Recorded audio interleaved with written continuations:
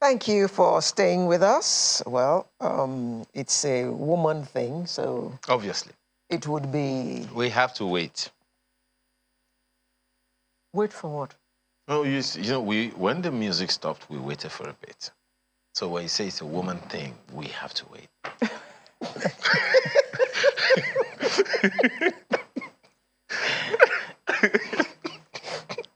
We just have to women is what I mean. Okay, sorry. By a woman thing. Okay. Earth women. Okay, just. And aptly, the woman is taking this topic. Obviously. So. Earth Women is a poignant documentary that explores the plight of women living in communities impacted by extractive activities, including oil and gas exploration and mining.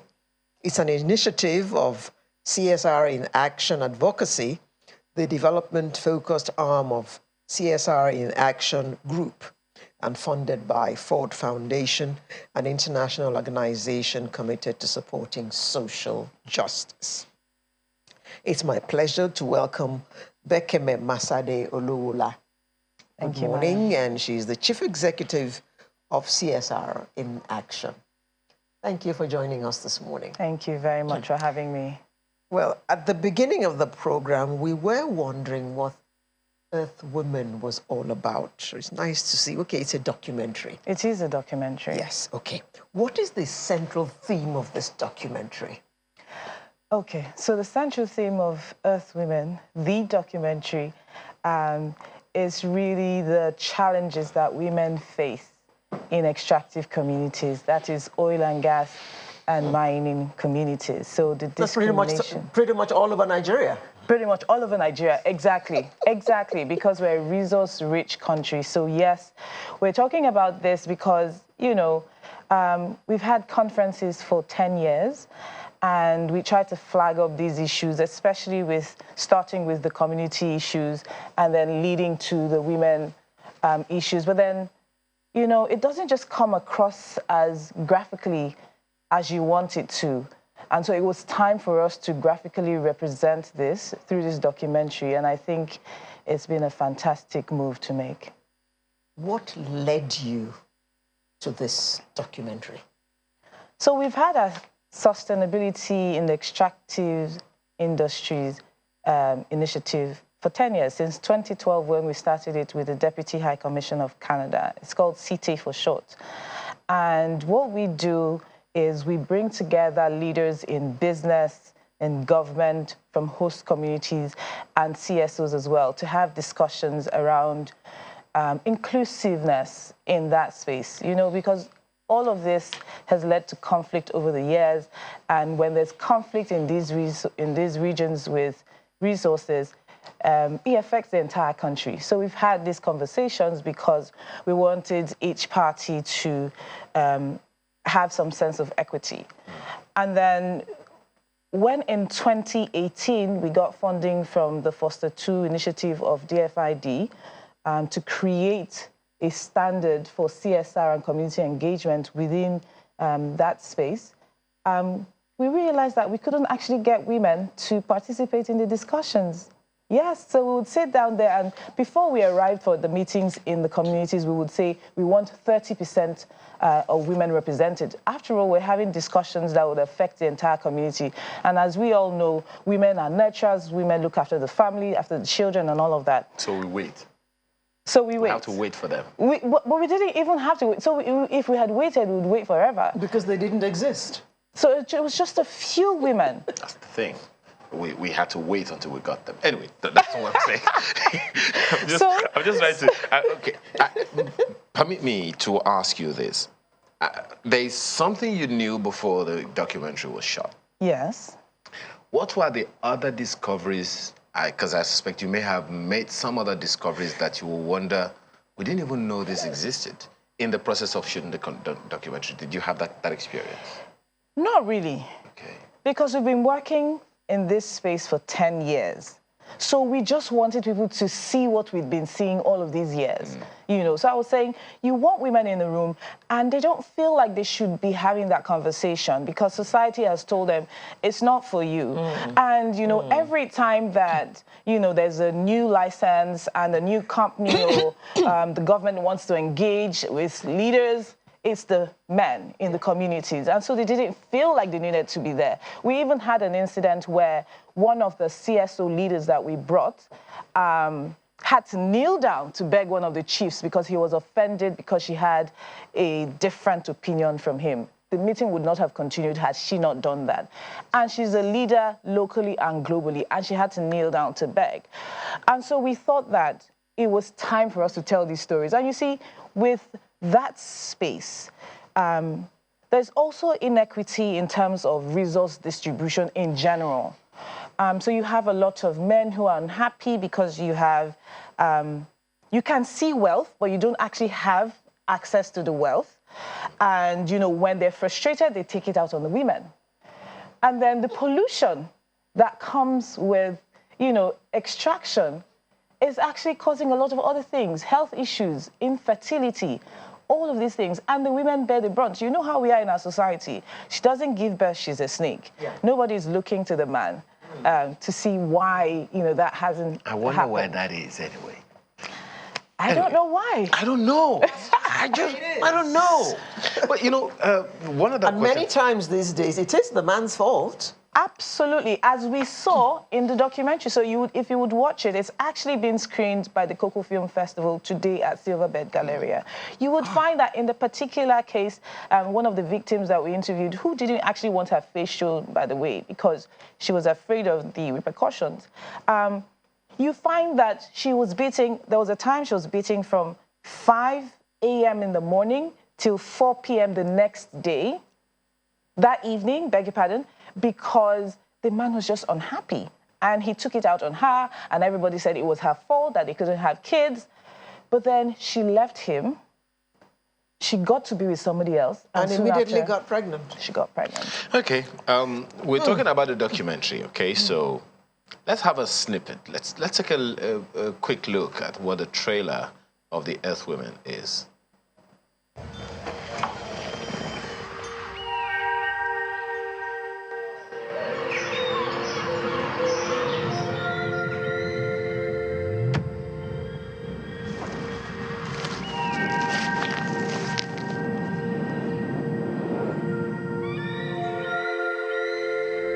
Dagan we boko. I don't second. No about dagan. We don't know that there is problem. I doesn't want to remember.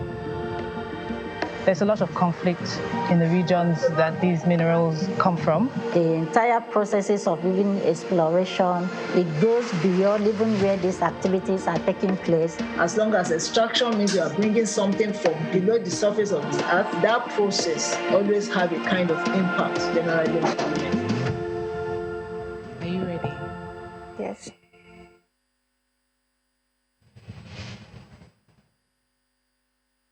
So that's just a snippet. Are you ready? For? Well, that was the last question that was asked on that. To be positively traumatized.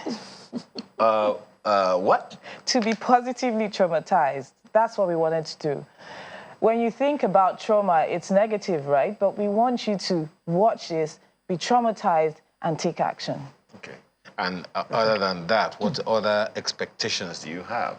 What are the action points or outcomes you expect? Okay, so specifically, we've said businesses who work in this space, institutions who work in oil and gas and mining must have gender policies. They must have bespoke gender policies that take care of the needs of women, you know, to ensure that there's a mainstreaming in the conversation around women.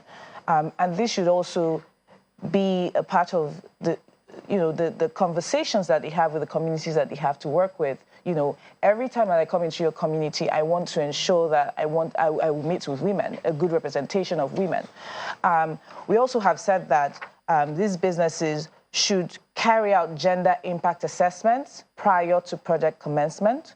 Now, all of these things are contained in that community engagement standards that I talked about. It's a tool with 44 indicators, properly researched, that takes an organization from the very first time that they enter into a community through when they have to leave, when there's a handover or decommissioning of the project. So it tells you exactly what you should do without being prescriptive. I mean, you can own it, but it basically says you must engage in such and such a manner. You must be inclusive. It must be iterative. So we've said that. And then what we're trying to do as well is we're raising funding to create a technological platform that would create access to markets for these women. Because as you would find in the documentary as well, many of them have to mine under very crude, unsafe conditions, leaving their babies on the roadside in the hot sun, and then they get a pittance for all of this work.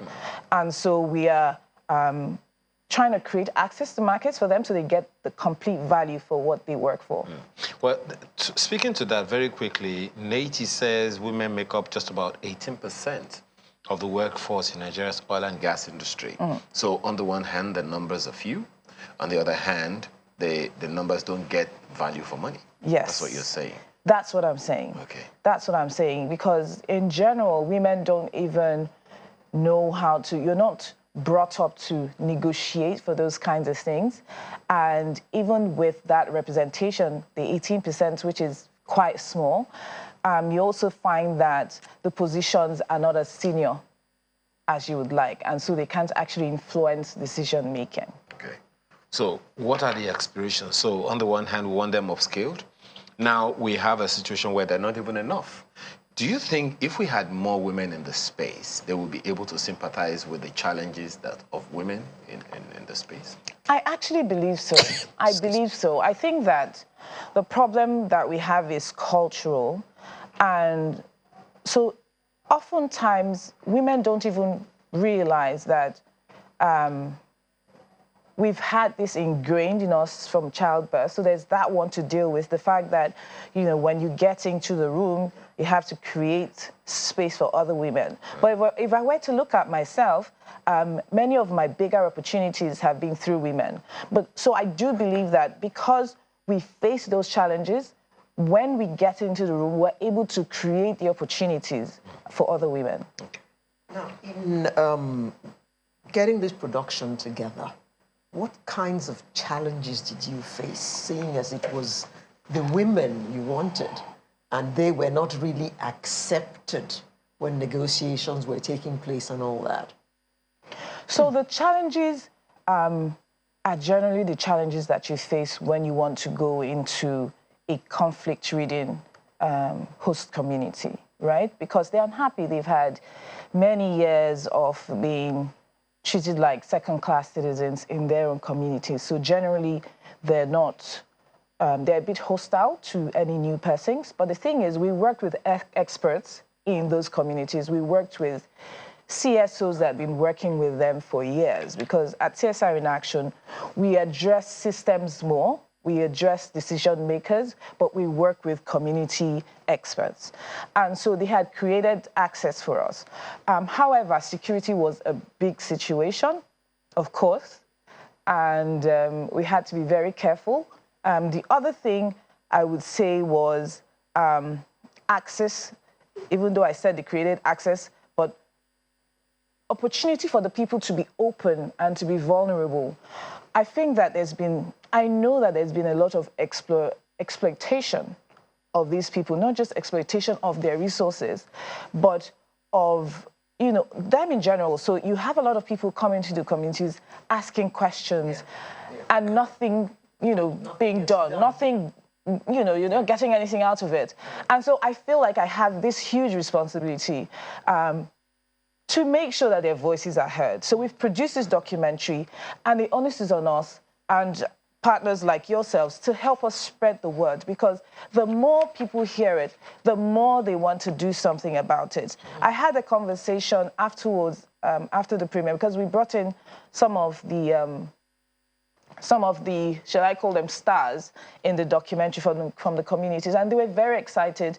And, you know, they said to me, I really look forward to something changing. And every time I think about that, I'm thinking, okay, you've got to do more. You've got to do more. And I do think that it has started with these conversations that we're having. The feedback has been better than 10 years put together of arranging these talk fests. And I do want to see it, you know, transcend even into more actionable points, like things that we can actually see. And we'll definitely keep on reporting on this. We have our website, www.citei.org, SITEI, which is the acronym for the conference we've had for years. So sitei.org/earthwomen.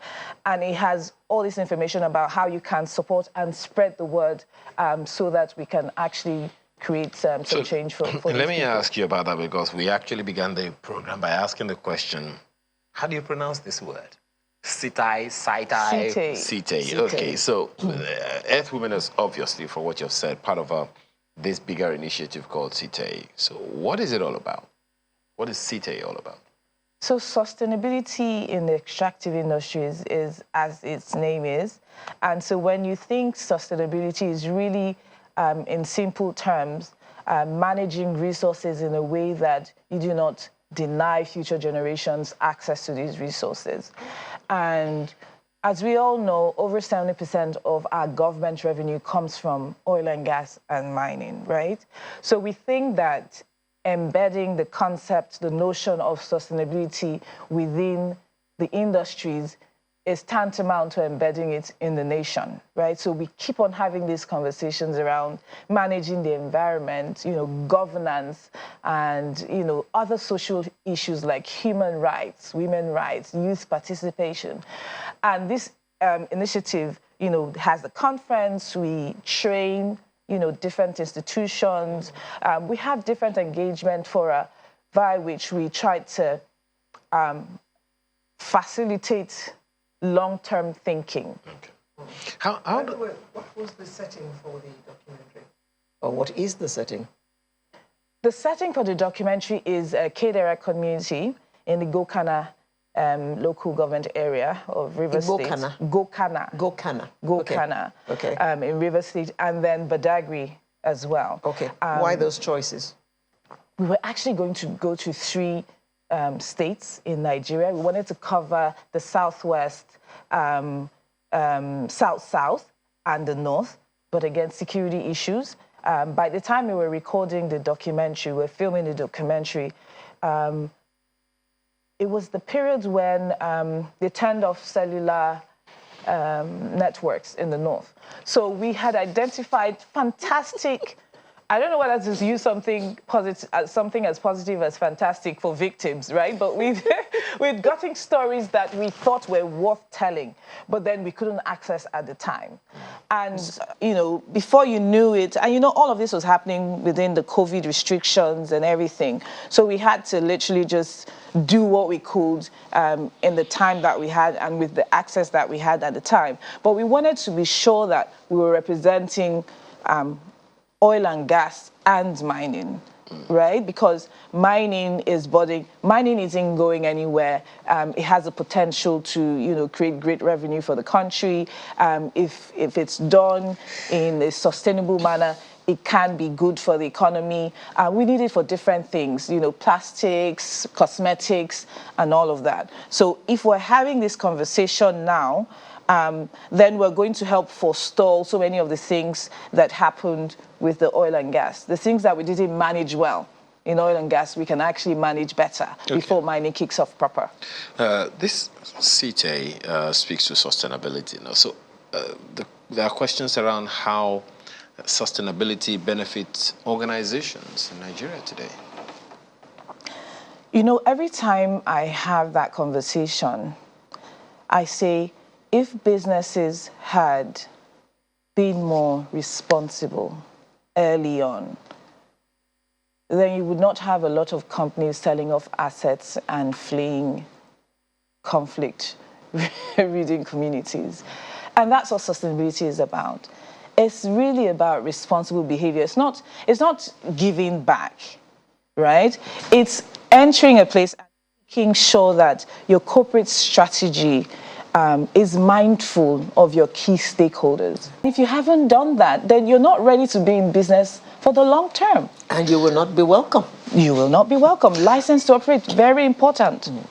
It sounds like sustainability has a bigger, sustainability and responsibility, 2 words. They have bigger understandings or meanings than the dictionary. So you see, sustainability is all-encompassing. To me, it's life. It's life in general. It's the same way I manage my resources and my networks so that they work well for me. That's how it is for institutions, really. It's managing those relationships. So 10 years ago, I met with Sir Mahmoud Stewart, who was the first chairperson and managing director of one of the big oil companies in Nigeria. At the time, he was then the chairman for the UNGC Foundation.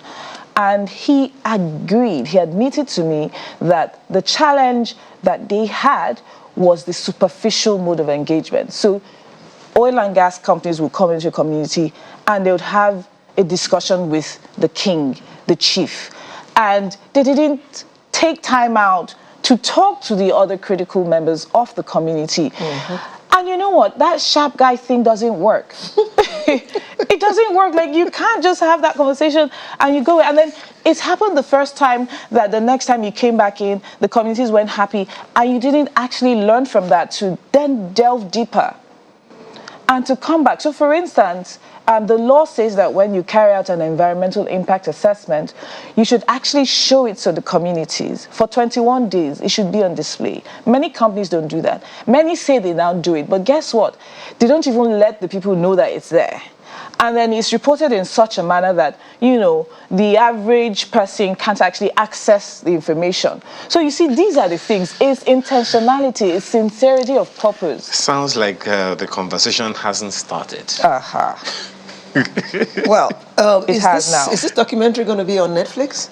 We're working on that. Okay. Yes, please. All right then. So Bekeme, thank you very much for coming. Bekeme Masade Olowola, Chief Executive of CSR-In-Action. Thank you so much for having me. me. Coming to talk to us about this initiative. We wish, your premiere is today, you say? Yes, at 4 p.m. Silverbird Galleria. Good luck. Thank you. Wish you all the best. Thank you for staying with us. We'll be right back with the home stretch in just a moment. Having stayed this long, you better stay on for the home stretch.